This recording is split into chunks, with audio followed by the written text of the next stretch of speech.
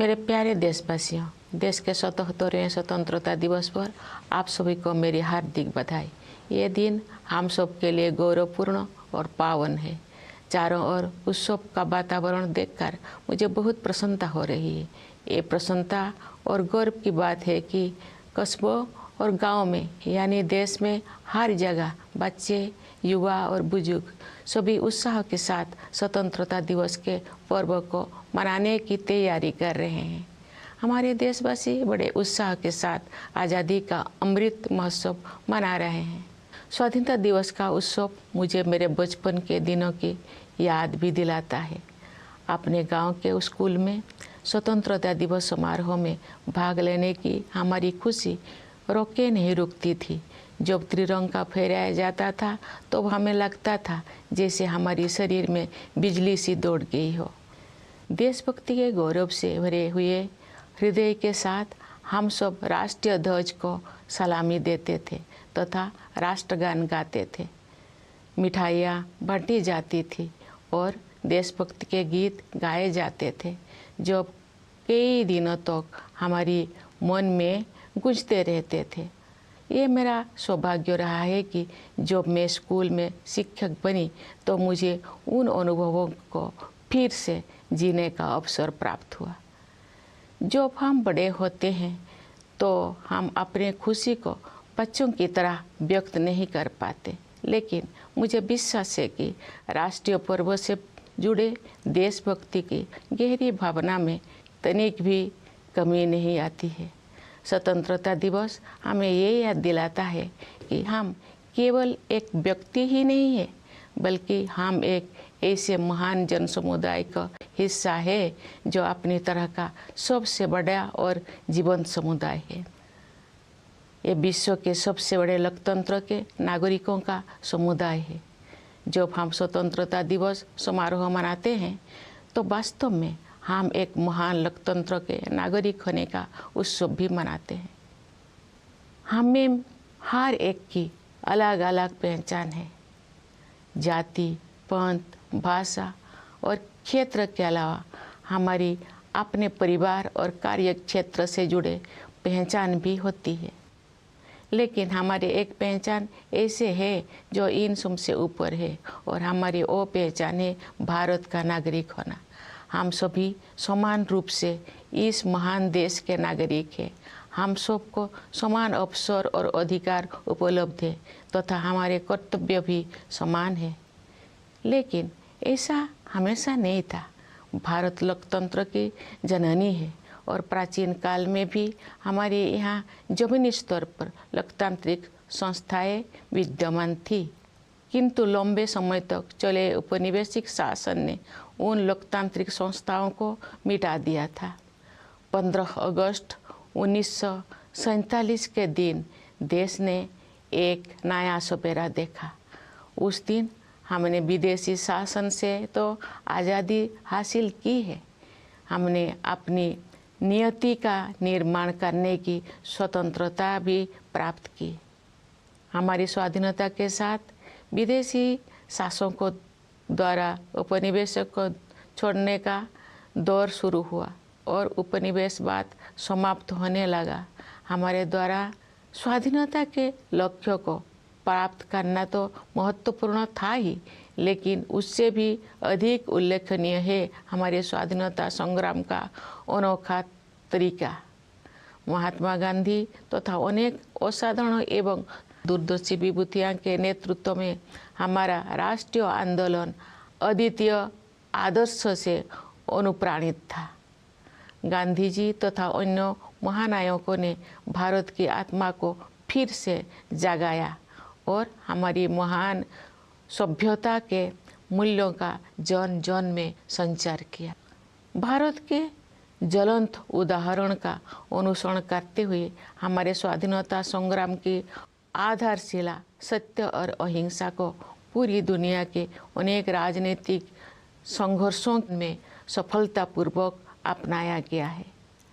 स्वतंत्रता दिवस की पूर्व संध्या पर मैं भारत के नागरिकों के साथ एकजुट होकर सभी ज्ञात और अज्ञात स्वतंत्रता सेनानियों को कृतज्ञतापूर्वक श्रद्धांजलि अर्पित करती हूँ। उनके असंख्य बलिदानों से भारत ने विश्व समुदाय में अपना स्वाभिमानपूर्ण स्थान फिर से प्राप्त किया। मातंगिनी हाजरा और कनकलता बरुआ जैसे वीरांगनाओं ने भारत माता के लिए अपने प्राण निछावर कर दिया। माँ कस्तूरबा राष्ट्रपिता महात्मा गांधी के साथ कदम से कदम मिलाकर सत्याग्रह के मार्ग पर चलती रही। सरोजिनी नायडू, ओमू स्वामीनाथन, रमा देवी, अरुणा आसफ अली और सुचेता कृपलानी जैसे अनेक महिला विभूतियों ने अपने बाद की सभी पीढ़ियों की महिलाओं के लिए आत्मविश्वास के साथ देश तथा समाज की सेवा करने के प्रेरक आदर्श प्रस्तुत किए हैं। आज महिलाएं विकास और देश सेवा के हर क्षेत्र में बढ़ चढ़कर योगदान दे रही हैं तथा राष्ट्र का गौरव बढ़ा रहे हैं। आज हमारी महिलाओं ने ऐसे अनेक क्षेत्रों में अपना विशेष स्थान बना लिया है जिनमें कुछ दोषों को पहले उनकी भागीदारी की कल्पना भी नहीं की जा सकती थी। मुझे ये देखकर प्रसन्नता होती है कि हमारे देश में महिलाओं के आर्थिक सशक्तिकरण पर विशेष ध्यान दिया जा रहा है। आर्थिक सशक्तिकरण से परिवार और समाज में महिलाओं की स्थिति मजबूत होती है। मैं सभी देशवासियों से आग्रह करती हूँ कि वे महिला सशक्तिकरण को प्राथमिकता दें। मैं चाहूँगी कि हमारी बहनें और बेटियाँ साहस के साथ हर तरह की चुनौतियों का सामना करें और जीवन में आगे बढ़ें। महिलाओं का विकास स्वाधीनता संग्राम के आदर्श में शामिल है। प्यारे देशवासियों, स्वतंत्रता दिवस हमारे लिए अपने इतिहास से पुनः जुड़ने का अवसर होता है। ये हमारे वर्तमान का आकलन करने और भविष्य की राह बनाने के बारे में चिंतन करने का अवसर भी है। आज हम देख रहे हैं कि भारत ने न केवल विश्व मंच पर अपना यथाचित स्थान बनाया है, बल्कि अंतर्राष्ट्रीय व्यवस्था में अपनी प्रतिष्ठा को बढ़ाया भी है। अपनी यात्राओं और प्रवासी भारतीयों के साथ बातचीत के दौरान मैंने अपने देश के प्रति उनमें एक नया विश्वास तथा गौरव का भाव देखा है। भारत पूरी दुनिया में विकास के लक्ष्यों और मानवीय सहयोग को बढ़ावा देने में महत्वपूर्ण भूमिका निभा रहा है। भारत ने अंतर्राष्ट्रीय मंच पर अग्रणी स्थान बनाया है तथा G20 देशों की अध्यक्षता का दायित्व भी संभाला है। चूँकि G20 समूह दुनिया की 2/3 जनसंख्या का प्रतिनिधित्व करता है, इसलिए ये हमारे लिए वैश्विक प्राथमिकताओं को सही दिशा में ले जाने का एक अद्वितीय अवसर है। G20 की अध्यक्षता के माध्यम से भारत व्यापार और वित्त के क्षेत्र में हो रही निर्णयों को न्याय संगत प्रगति की ओर ले जाने में प्रयासरत है। व्यापार और वित्त के अलावा मानव विकास से जुड़े विषय भी कार्यसूची में शामिल किए गए हैं। ऐसे कई मुद्दे जो पूरे मानवता के लिए महत्वपूर्ण है और किसी भौगोलिक सीमा से बंधे हुए नहीं हैं। मुझे विश्वास है कि भारत के प्रभावी नेतृत्व के साथ G20 के सदस्य देश उन मोर्चों पर उपयोगी कार्रवाई को आगे बढ़ाएंगे। भारत की G20 की अध्यक्षता में एक नई बात यह है कि डिप्लोमेसी को जमीन से जोड़ा गया है। एक अंतर्राष्ट्रीय राजनयिक गतिविधि में लोगों की भागीदारी को प्रोत्साहित करने के लिए अपनी तरह का पहला अभियान चलाया गया है। उदाहरण के लिए ये देखकर मुझे अच्छा लगा कि स्कूलों और कॉलेजों में G20 से जुड़े विषयों पर आयोजित की जा रही गतिविधियों में विद्यार्थी उत्साहपूर्वक भाग ले रहे हैं।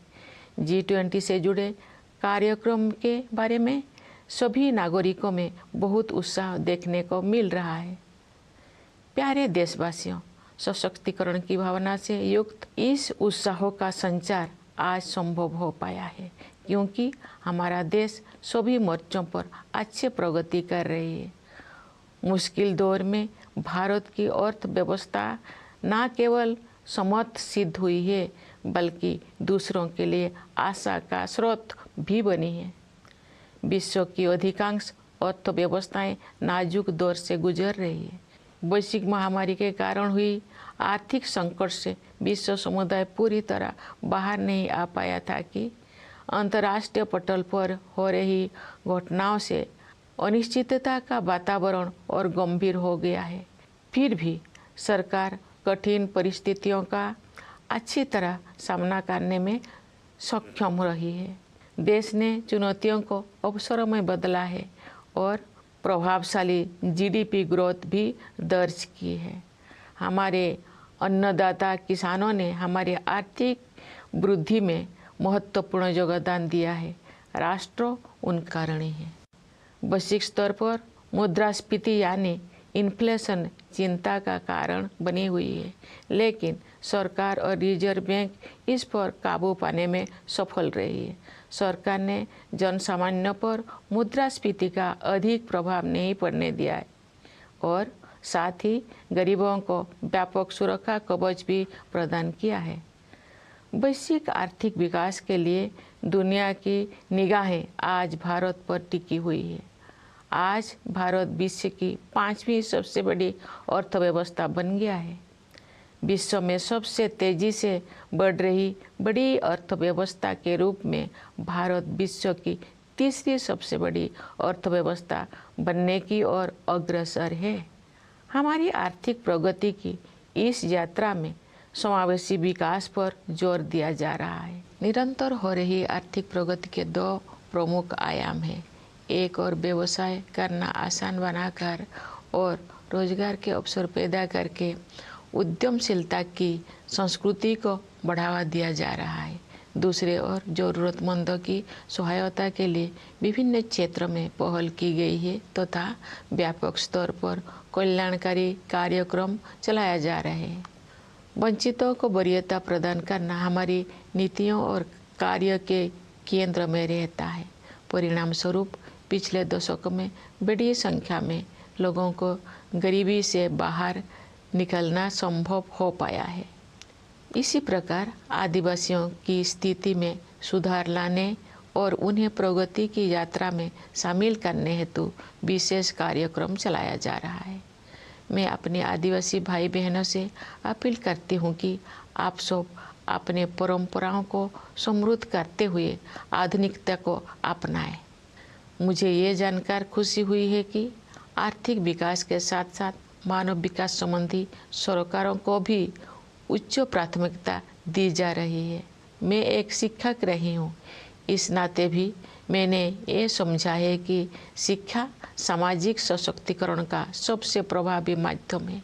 वर्ष 2020 की राष्ट्रीय शिक्षा नीति से बदलाव आना शुरू हो गया है। विभिन्न स्तरों पर विद्यार्थियों और शिक्षाविदों के साथ मेरी बातचीत से मुझे ज्ञात हुआ है कि अध्ययन की प्रक्रिया अधिक फ्लेक्सिबल हो गया है। इस दूरदर्शी नीति का एक प्रमुख उद्देश्य प्राचीन मूल्यों को आधुनिक कौशल के साथ जोड़ना है।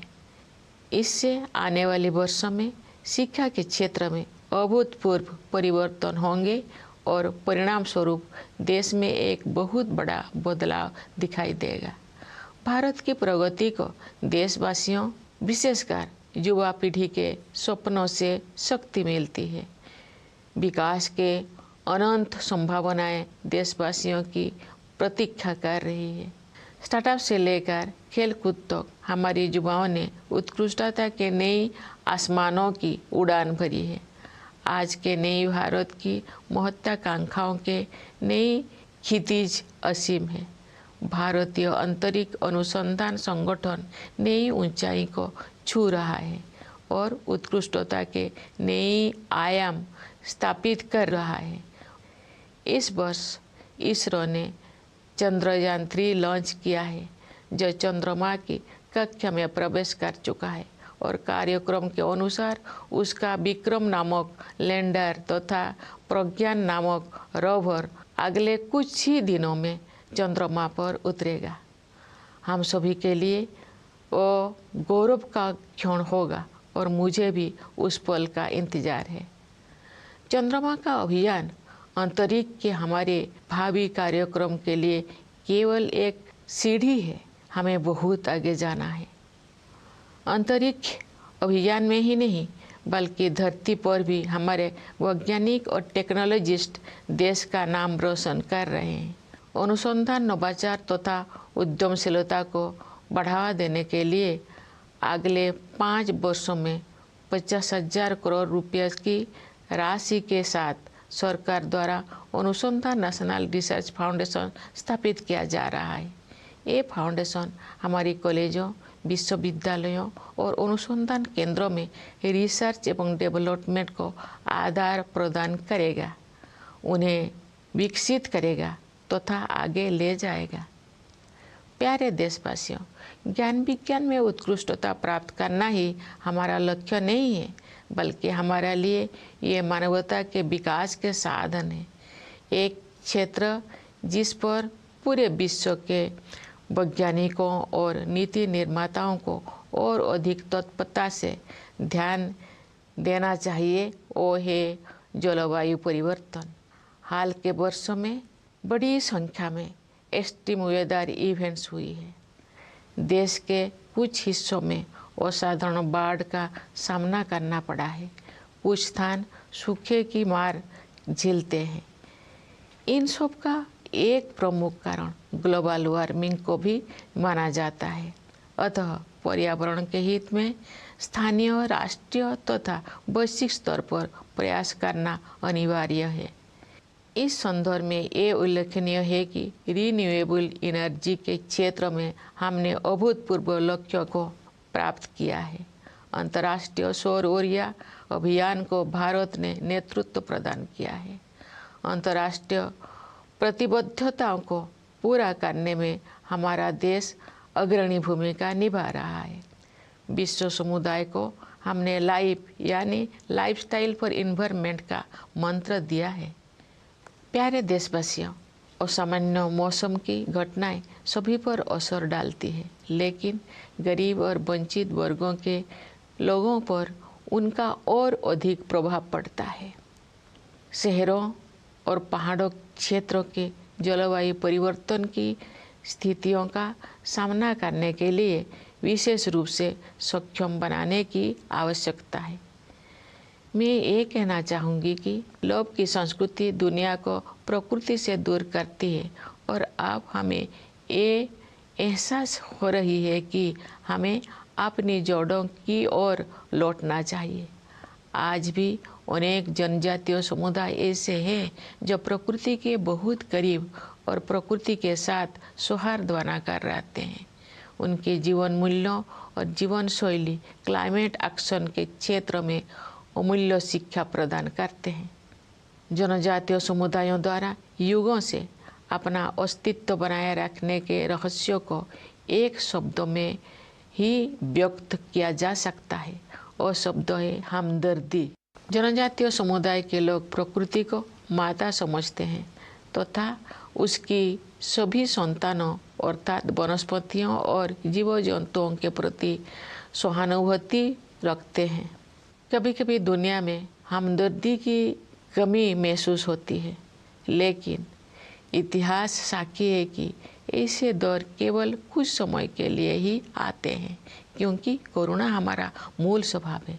मेरा अनुभव है कि महिलाएं हमदर्दी के महत्व को और अधिक गहराई से महसूस करती है और जब मानवता अपनी राह से भटकती है तो वे सही रास्ता दिखाती है।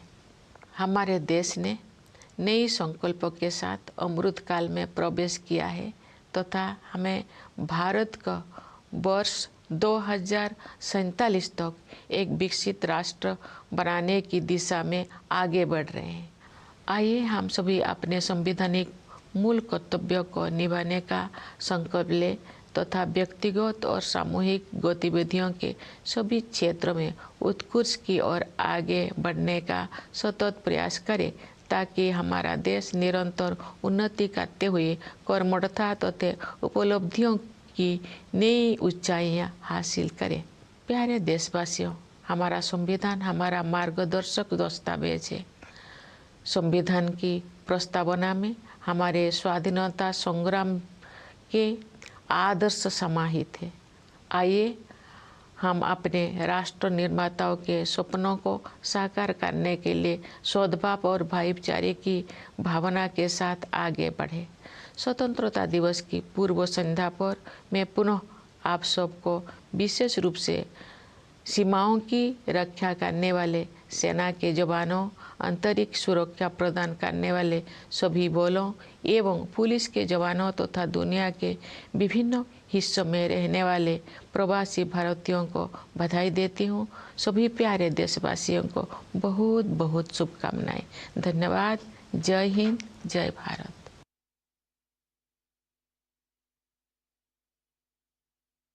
My dear fellow citizens, my heartiest greetings to all of you on our 77th Independence Day. It is a glorious and auspicious occasion for all of us. I am overjoyed to see that festivity is in the air. It is a matter of delight as well as pride for us to see how everyone, children, youth, and the elderly in cities and villages everywhere in India are excited and preparing to celebrate this festival of our freedom. The people have been celebrating Azadi Ka Amrit Mahotsav with great enthusiasm. Independence Day celebrations also remind me of my childhood days. We could not contain our excitement of participating in the Independence Day celebrations in our village school. When the tricolor was hoisted, we felt an electrifying energy pass through us. With our hearts full of patriotic pride, we salute the national flag and sang the national anthem. Sweets were distributed and patriotic songs were sung, which kept playing in our minds for many days. I was fortunate in having an opportunity to relive these experiences when I became a school teacher. When we grow up, we may not remain as expressive of our joy as children are, but I am sure that the intensity of the patriotic feelings associated with the celebration of national festival is not diminished at all. Independence Day reminds us that we are not merely individuals, but we are part of a great community of people. It happens to be the biggest and the greatest community of its kind. It is the community of the citizens of the world's largest democracy. What we celebrate on Independence Day is the fact that we are part of a great democracy. Each of us has many identities, apart from caste, creed, language, and region. We are also identified with our families and professions. But there is one identity that is above all, that is our identity as citizens of India. Each one of us is an equal citizen. Each one of us has an equal opportunity, equal rights, and equal duties in this land. But it was not always so. India is the mother of democracy, and since ancient times, we had democratic institutions functioning at the grassroots. But long years of colonial rule wiped them out. On 15th August 1947, the nation woke up to a new dawn. We not only own freedom from foreign rule, but also the freedom to rewrite our destiny. With our independence began the era of foreign rulers, withdrawing from many colonies, and colonialism drew close to its end. What is special about our freedom struggle is not only the fact that its objective was achieved, but also how it was fought. Under the leadership of Mahatma Gandhi and a galaxy of extraordinary visionary leaders, our national movement was animated by a unique set of ideals. Gandhiji and others rekindled the soul of India and helped the nation rediscover its civilizational values. Following India's shining example, truth and non-violence, the cornerstone of our resistance, has been successfully employed in many political struggles around the world.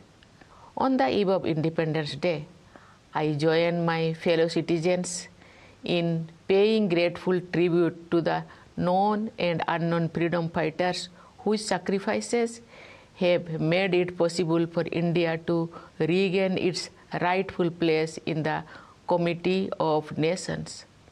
Great women freedom fighters like Matangini Hajra and Kanakolata Borua laid down their lives for Bharat Mata. Ma Kasturba matched the father of the nation, Mahatma Gandhi, every step of the way on the difficult path of Satyagraha. Many great women leaders like Sarojini Naidu, Amu Swaminathan, Rama Devi, Aruna Asaballi, and Sucheta Kripalani had set inspiring ideals for all future generations of women to serve the nation and the society with self-confidence. Today, women are contributing extensively in every field of development and service to the country and are enhancing the nation's pride. Today, our women have made their special place in many such fields in which their participation was unimaginable a few decades ago. I am happy to note that the economic empowerment of women is being given special focus in our country. Economic empowerment strengthens the position of women in the family and society. I urge all fellow citizens to give priority to women empowerment. I would like our sisters and daughters to overcome challenges with courage and move ahead in life. Development of women was among the ideals of our freedom struggle. Dear citizens, Independence Day is an occasion to reconnect with our history. It is also an occasion to assess our present and reflect about our way forward. Looking at the present, we see that India has not only regained its rightful place on the world stage, but it has also enhanced its standing in the international order. During my visits and interactions with the members of the Indian diaspora, I have observed a new confidence in the India story. India is playing a crucial role in promoting developmental and humanitarian goals around the world. It has also assumed leadership of international forum, especially the presidency of G20. As the G20 represents 2/3 of the world population, this is a unique opportunity to help shape global discourse in the right direction. With the G20 presidency, India can nudge decision-making in trade and finance towards equitable progress. Beyond trade and finance, matters of human development too are on the agenda. There are many global issues that concern all humanity and are not limited by geographical boundaries. I am confident that with India's proven leadership in dealing with global issues, member nations will be able to advance effective action on these fronts. What is notable in India's presidency of G20 is the way this diplomatic activity has been taken to the grassroots. There has been a first of its kind campaign to encourage people's participation. It is delightful to see, for example, students enthusiastically participating in diverse contexts organized in schools and colleges touching upon the themes of G20. All the citizens are enthusiastic about events related to G20. Dear fellow citizens, this enthusiasm along with a sense of empowerment is possible because the nation has been taking great strides on all fronts. India's economy has proven to be not only resilient during turbulent times, but is also a beacon of hope for others. The world economy is passing through a delicate stage as the pandemic has been followed by international events that have added to the air of uncertainty. Yet, the government has been able to navigate the stormy waters very well. India has converted challenges into opportunities and has recorded high GDP growth. Our Annadata farmers have contributed significantly to our economic growth. The nation feels indebted to them. Inflation at the global level remains a cause for worry. But in India, the government and the Reserve Bank have managed to contain it. The government has succeeded in protecting the common people from high inflation, while also providing a more extensive security cover to the poor. The world looks up to India for global economic growth. The continued economic progress is driven by a two-pronged strategy. On the one hand, there is a sustained push to unleash the forces of enterprise by making it easier to do business and generate job opportunities. On the other, proactive and expanded welfare initiatives for the needy have been taken in various domains. Giving priority to the deprived remains the focus of our policies and actions that have lifted a large number of people out of poverty in the last decade. Similarly, there are specific programs to improve the conditions of tribals and encourage them to join the journey of progress. I appeal to our tribal brothers and sisters to enrich their traditions while embracing modernity. I am happy to note that along with economic growth, human development concerns have also been accorded high priority. Having been a teacher also, I have realized that education is the greatest tool of social empowerment. The National Education Policy of 2020 has started making a difference.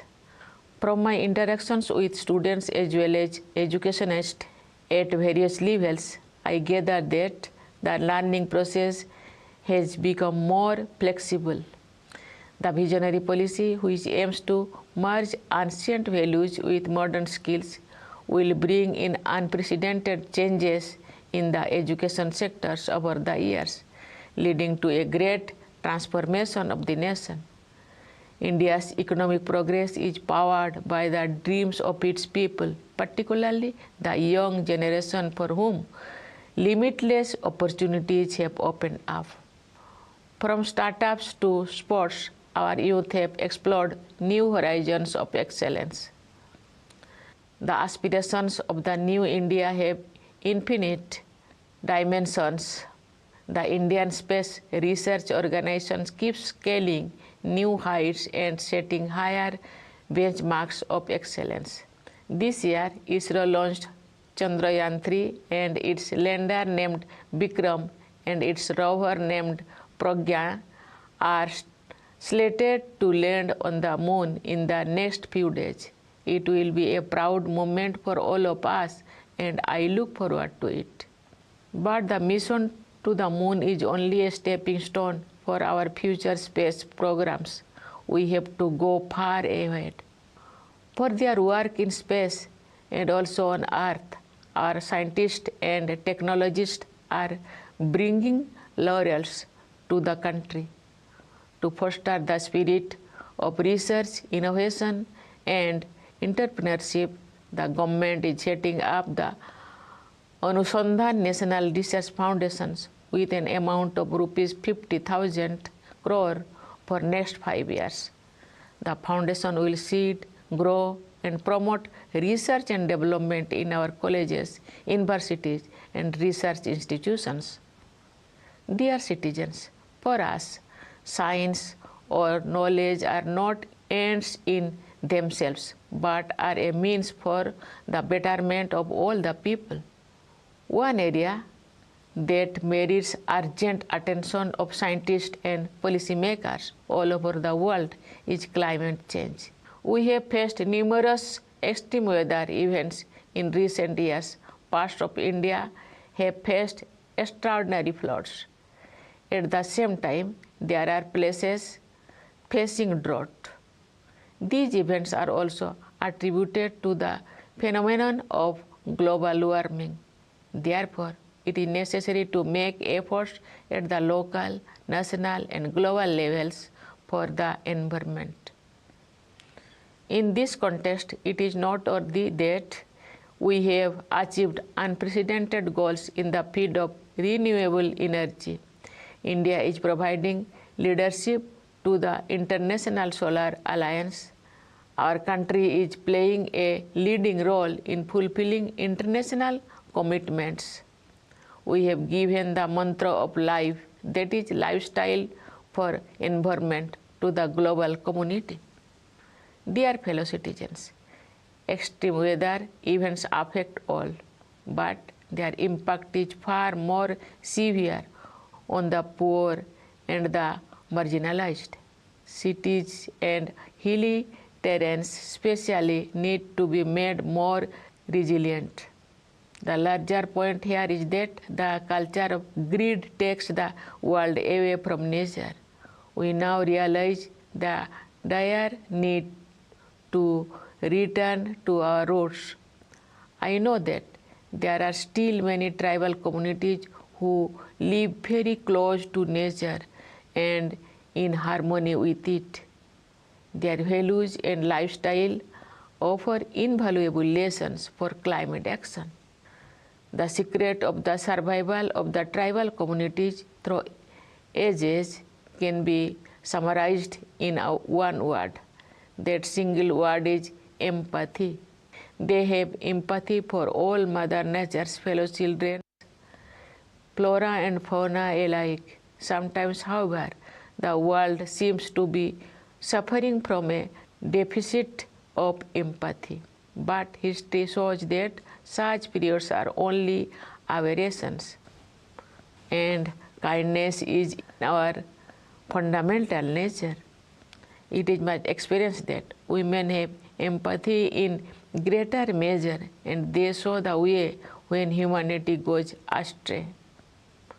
Our country has entered Amrit Kal with new resolutions, and we are moving forward towards making India an inclusive and developed nation by the year 2047.